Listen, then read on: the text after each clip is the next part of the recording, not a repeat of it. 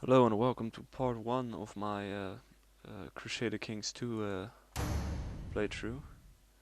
Um, yeah, I got this game a few weeks ago and I've been playing it very much actually.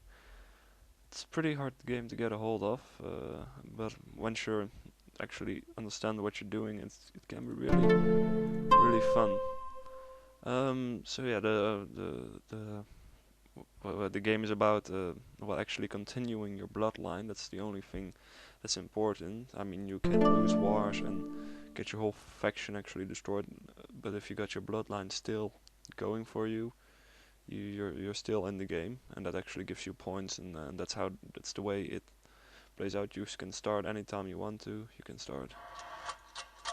You can see also the line out of the countries and the borders changing, and I think it goes to 1466. That's when everything ends, and that's when if you make it that far, you get your score, and then you can see how you did against other, well, famous bloodlines or less famous bloodlines in history.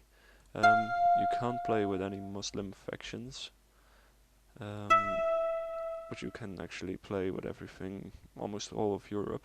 Well, actually all of Europe. You can play as a count. That's what I'm probably gonna do. That's just a person, mostly under the control of a duke or a king. Mostly the duke is under control of a king, as you can see here. But the fun part of Ireland is, what I'm gonna play out of, is that all these, well, most of these counts are independent, so you just get the land for your own. And, that's pretty nice because then you can actually start conquering Ireland and stuff. That's pretty fun to do. I think I'm gonna do that. Of course, you can also play as a duke. You can see there are two dukes, dukedoms, or I don't know how you call them, duchies, duchies. I don't know. In Ireland, this guy and this guy, who's actually got two pieces of land. This guy only one.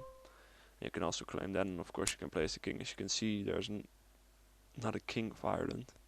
You got England, Scotland, Norway. Ireland is also. Okay, let's look. Ireland is under control of a duke. Sweden, Poland, Hungary. You actually get no king of the Holy Roman Empire. And religion and cultures. So we're Irish, and you can independent realms is the Holy Roman Empire. Alright, so let's get started. Let's see.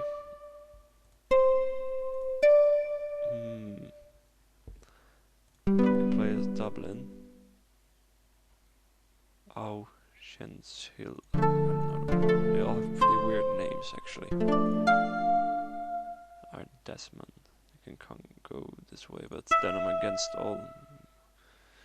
Right next to the Duke of two countries. In the beginning, you're not that strong army-wise, so you can probably get killed by these guys. So I don't want that. So I think I'm gonna start out somewhere around the coast area. No, you're too close to those. Let's start out with this guy. Yes, let's do it.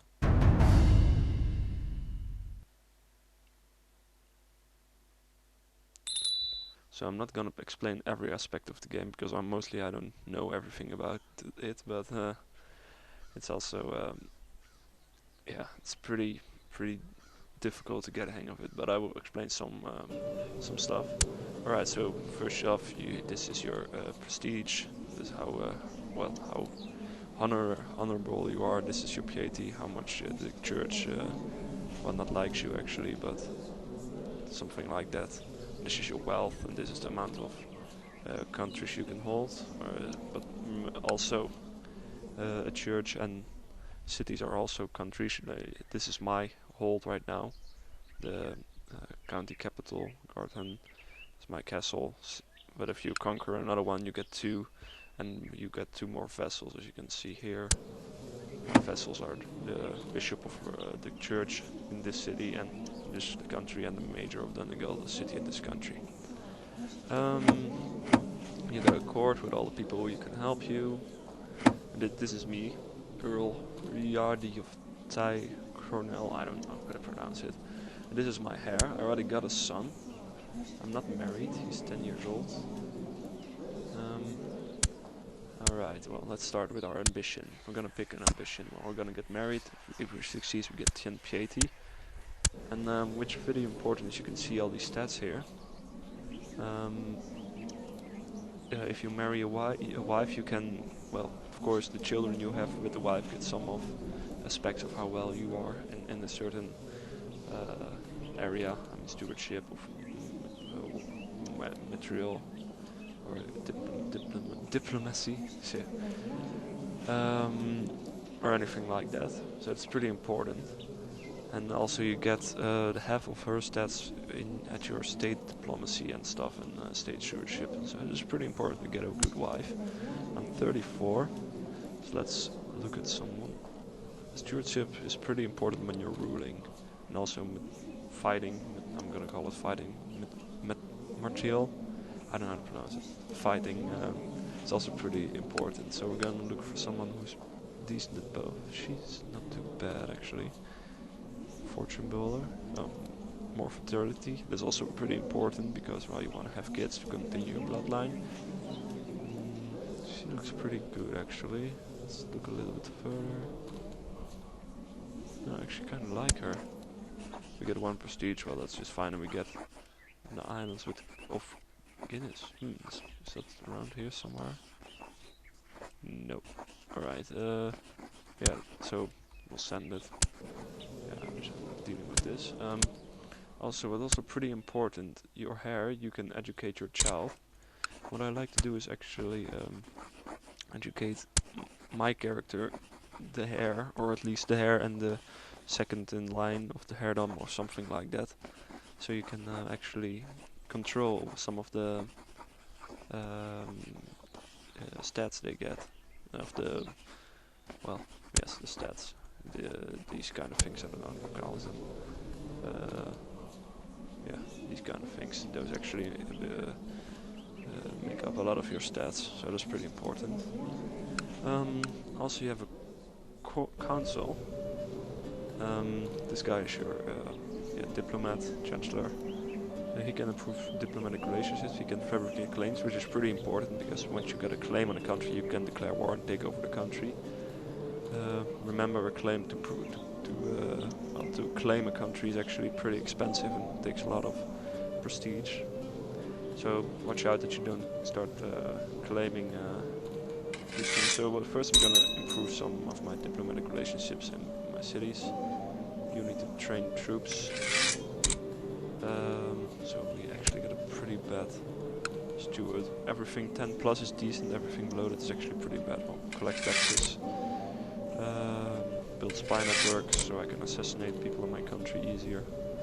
And research social tech. So we're actually all doing their job here right now. Let's see what else we got. Take a look at the laws. Oh, that's all fine. I mostly just leave them the same way. It gets a little bit more important when you get more countries and stuff. So my son is the heir. Stuff like that. Well, technology, you can it's how much more technology you got. They give you some benefits and also some more access to some of the farms of the building. These are your troops. I got 225, 203. I can raise. It's not much, but once you get more land, you can actually start building some stuff. You get some decent. You can get some more units going. Here you can well, do some stuff. Invite the holy man, invite noble to court, a lady, hold a feast, hold a summer fair. This is actually pretty helpful to sometimes start a grand hunt and stuff. And sometimes when you really get a bad council and no one really helping you, you can actually get some of these. Diplomacy is important. Religion, well, Pope is not. The Pope is not too happy about me. The bishop and the Pope is also not too happy about me, but it's not too important. And yeah, that's pretty much it. So let's start it up. As you can see, here you can see, I mostly play it at very fast. And now we get our bride, and as everyone's concerned, you get 2 options mostly. Giant 50 prestige, which is pretty important, but not just yet, because I like to get my buildings going. So I'll take the 6 gold. And I'm actually, right, so we got our ambition done. And we're gonna try to have a daughter, because we already got a son. Alright, so when we get 50 gold, which will be now, come on, yes, you can actually build 2 things. You can build a castle village or a wooden palisade, I don't know how to pronounce it. I usually go for the castle village because you get some more tax income, also with this one, but that's lower, and then you can actually build faster with the other stuff and go on like that. So we start building these. Beginning of the game is pretty boring. Oh wait, some guy wanted to get married. He wants to get married, as you can see. So let's fix that up for him. Let's give him someone who's good at diplomacy. This doesn't really matter actually. You just need to make sure they're not of a different religion and some weird culture or stuff, and then everything is fine. So now we're just yeah, continuing the game on. That's all. Everybody lies in the courtiers, and all is no exception. Ones of them dare to speak up and tell me I'm too cynic, and not everybody lies. Right. Well, we gotta trade cynical. That's actually it gives us some more intrigue, but well, our monthly paid is kind of bad. Well, it doesn't really matter, but sometimes you get events on that you can lose some trade or that you can gain some trade or something like that. So yeah, let's take a look at the competition. As you can see, these are all independent accounts. So you can actually, oh wait, so this is my my son. He's a charitable little rascal. He just gave his news toys. Oh, this is pretty good because you can actually control what you give. Charitable is a good, so it's only positive trade. So yeah, that's pretty nice. Castle village has been built, so now we get some more income. Still not very much. But there we go. Come on. Alright, so our court plane. He wants me to get another religion, and I don't want that because the church will get mad. So now I arrest him. Now I need to choose a neutral plane, and I only got losers, as you can see. So he's pretty stupid, and he's my religious advisor, kind of. So that kind of sucks, but well, I don't want any heretics because that will get on the nerves of other. Alright, so now we improved our relationship with the bishop that were already thrown into prison, so that's pretty helpful, thank you.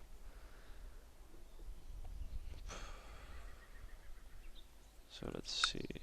My service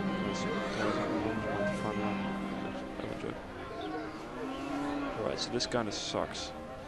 I can get the trait gluttonous, and it's that you eat a lot, or drunk, or that you drink a lot. I'm gonna go for this one. I think it's a little bit.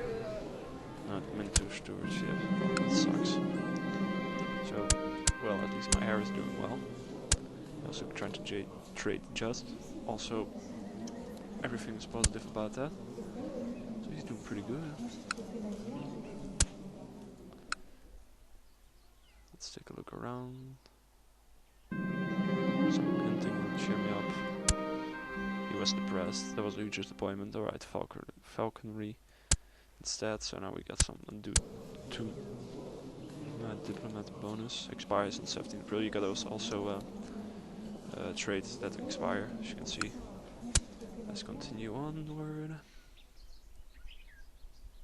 So yeah, this part is kind of boring about this game. The beginning, of course, if you play as a king, you can do a lot more and stuff. But I like to build up from the down low.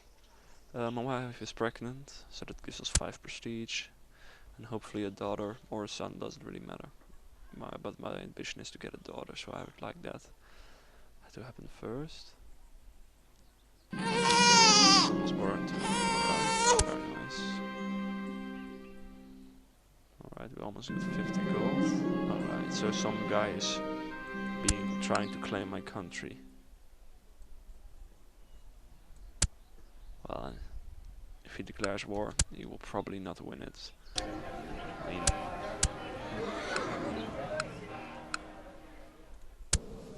he only got one country with 500 max 569. I got a little bit less, but I also got a garrison. And we got our daughter. As you can see, you can also name it, but I think this name is fine. We can get a new ambition. Let's ambition become Paragon of Virtue. There's at least 500 pages. That's pretty. Well, that's a lot, actually. But you can also go for prestige. You can also kill someone with wealth. But I'm gonna spend a lot of wealth, and I'm probably gonna start some war in a little while. So let's just go with piety. Usually that's pretty safe because you don't have to spend a lot of that. Spend the brave beautiful, keep seeking out. Alright, so we get the trait brave. That's also positive.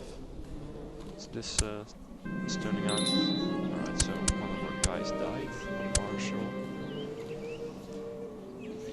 Let's appoint this guy here then. Alright.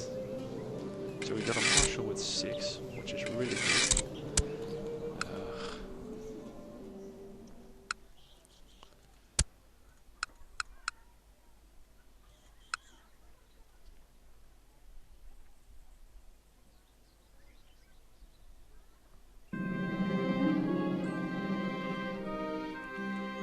So we gained the trait just, which is pretty nice, and everything is all going alright. This is just building up. Alright, so we got our wooden palace built, palisade, I don't know how to pronounce it still. We're making, Masonite is the first degree damage, so Gregorius is also very positive.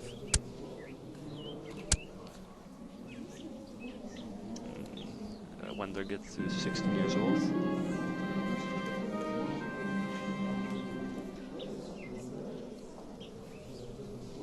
Alright, so he's also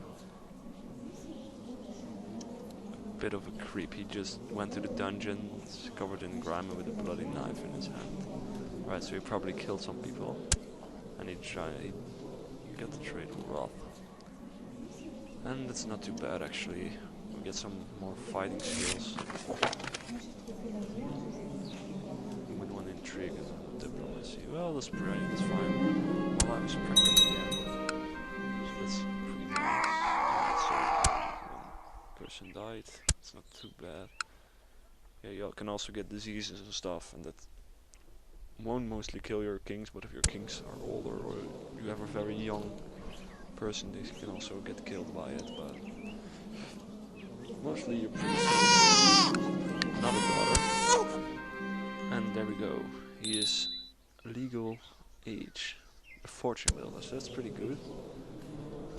Fertility, stewardship. As you can see, he's pretty nice. And we're gonna get him married, of course. He's only 16 years, so we don't want to have anyone who's actually older than him. So we're gonna go for 16. And we're gonna look for a skilled tactician. She's pretty nice, I think, actually. Let's look at her. Tough soldier. Fortune builder, another fortune builder. Ambitious, charitable. She looks kind of good, actually. Yeah, let's try her. We don't get a lot of but we can, of course, collect some more money, and we can actually start building. We build we upgrade our castle village, which gives us more income. Plot. Alright, so other people in your court will also try to kill people who they don't like, sometimes even you. There are a couple things you can do. You can imprison them. But this is actually my wife, so I'm just gonna say to her, end the plot. May you leave an army content your demands, just my scheming and obvious misdirected. I hope you will find it in you to forgive me. Alright, that's fine. Alright, so we got some more troops trained up. Alright, so my son wants to be the new marshal. And I'll let him actually, because he's better than the other guy. Oh, my wife is pregnant again, so maybe not a daughter, maybe not a son. Oh wait, my half brother wants to get married also. I'll find someone nice. Oh, he's a bit of a douche. Let's marry him off to her if I can. Alright, so we married some princess or something.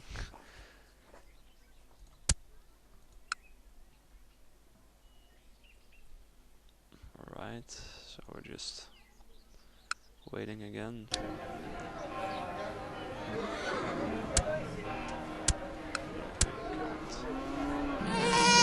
We got another daughter. So, well, that's alright.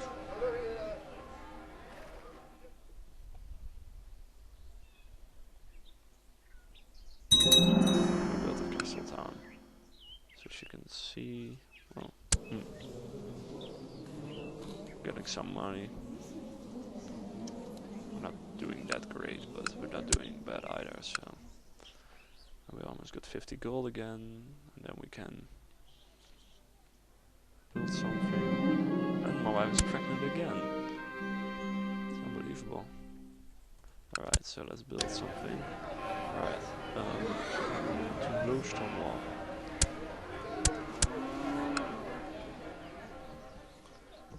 Alright, is there anything else I can do? No. You can look around, see. Alright, so as you can see here, another daughter. These guys, Dublin conquered this guy, and he's now Duke, and they also these guys conquered this one. So they have 3 countries and 2 countries. So I actually need to get started and conquer some countries of my own, but my army is a bit too weak still. So we just have to wait.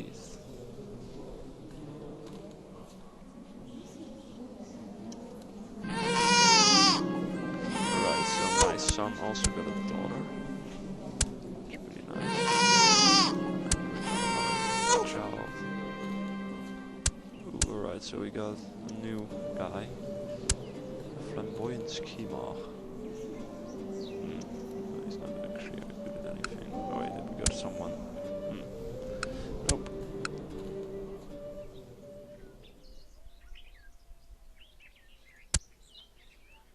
No, you can't be the Chancellor. Yeah, what's also pretty important in this game is to keep your vassals happy. Well, they're not actually happy about me, as you can see, but me, as you can see. That doesn't matter because they don't got a big army. Actually, they don't got any armies. Oh, you're fine, Jesus.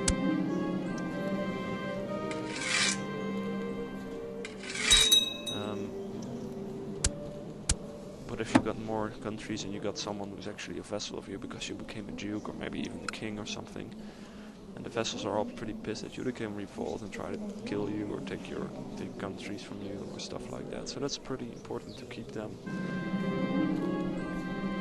or under control or oh wait, we need to. Alright, who's this guy? Parents. Alright, so let's educate him by her. We got a girl, I think. Right, well, I mostly train girls or on oral learning or on intrigue. I don't know why, I just do that.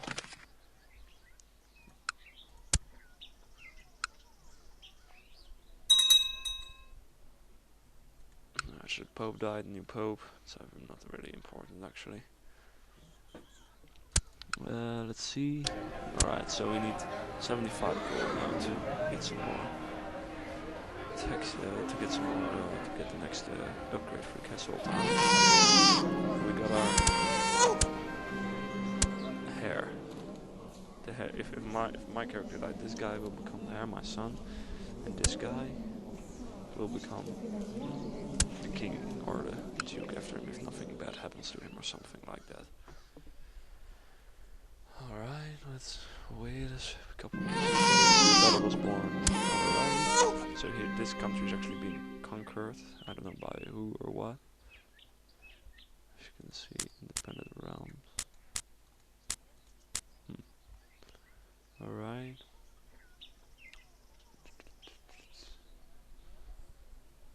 Alright, we almost got 75 gold. There we go, yes. Alright, I'm gonna pause it for this part. Thanks for watching, and hopefully I will see you in the next part.